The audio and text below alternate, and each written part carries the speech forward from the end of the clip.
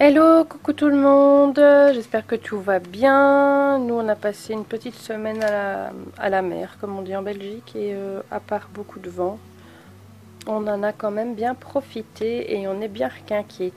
Donc voilà, et donc pendant ma petite semaine de congé où j'ai pas trop eu l'occasion de scraper, j'avais pris mon Project Live de vacances avec et donc j'ai déjà mis les photos dans les pochettes. J'avais pris quelques papiers avec, donc j'ai fait le minimum au niveau organisation des pochettes, mais j'ai pas pu décorer et tout ça comme je fais à chaque fois.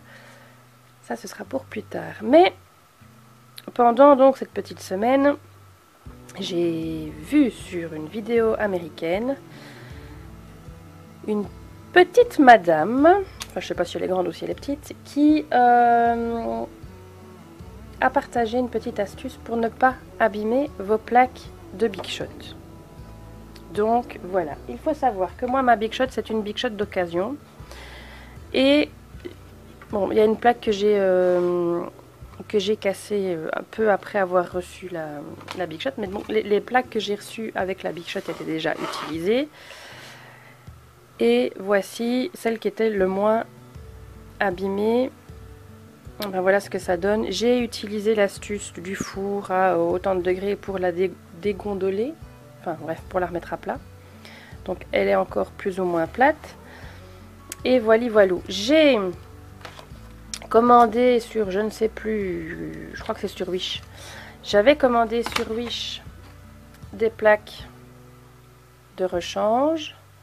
Je les ai toujours pas utilisées, mais elles sont un tout petit chouïa plus fines que les plaques d'origine, parce que ça c'est bêtement du plexiglas qui a été coupé, hein, faut pas se leurrer. Et donc voilà, maintenant dans mon petit package d'occasion, il y avait ce format A5 et il y avait la format A4. Je vous avoue que le truc, je l'ai déjà essayé sur le format A4, ça fonctionne.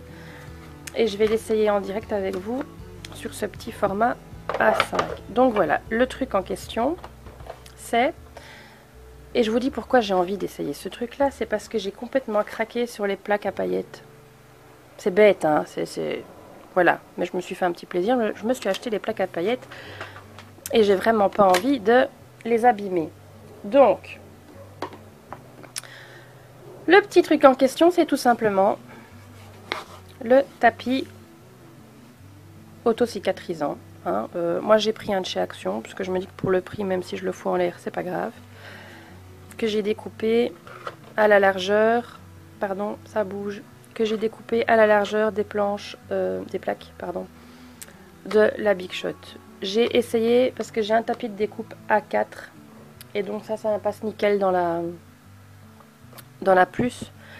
Donc voilà, mais pour celle-ci, quitte à couper, j'ai pris un de chez Action, comme ça, pas de souci. Alors là par contre, il va falloir que je teste au niveau du sandwich quelle épaisseur je dois mettre.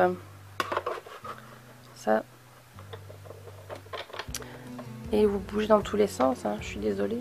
Ça m'a l'air trop peu. Enfin, on va essayer comme ça. Donc j'ai mis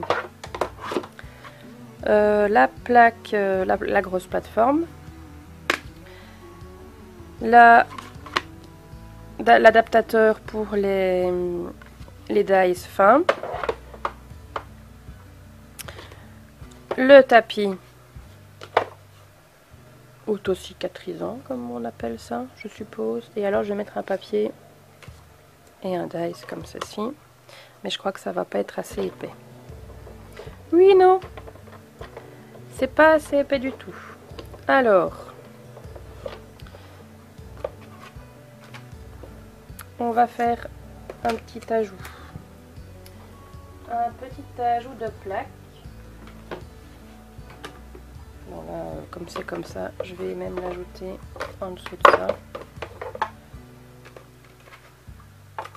Tapis de découpe. Le dies vers le tapis de découpe. Et la plaque du dessus. Et là, bah là, c'est trop épais. Ok, donc on enlève l'adaptateur. On va y arriver, hein. Par contre, vous devez avoir un petit peu la tremble tout là au-dessus. Ah, par contre, mon dice a bougé. Ah, mais attendez, je suis bête. comment est-ce que je vais faire après avec mon... Là, ça fonctionne. Mais je sais pas si ça va découper d'un seul coup.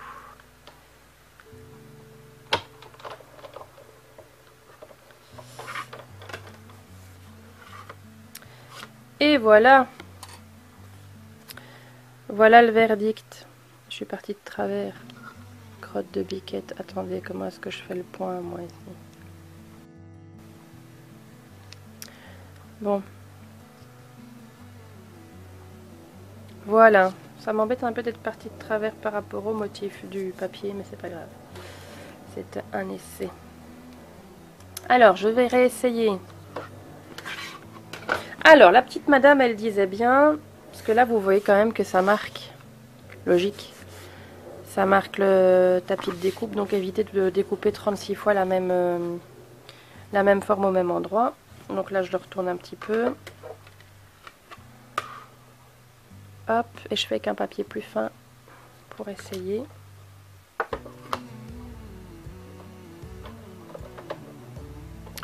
Vous bougez, hein. Parce que je peux bouger toute la table, alors forcément. Donc j'ai fait un aller-retour, et ici ça donne quoi? Est-ce que ça a découpé? Yes.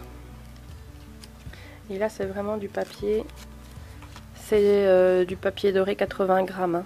Donc c'est vraiment pas épais. Et ça a super bien découpé.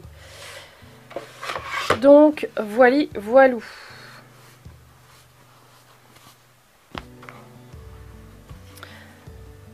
Après, à vous de voir si vous préférez racheter des plaques ou racheter des tapis de découpe.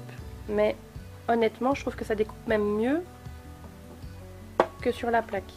Parce que la plaque, il y a des fois où je dois repasser plusieurs fois. Et là, avec le tapis de découpe, nickel. Et ça embosse. Vous voyez ?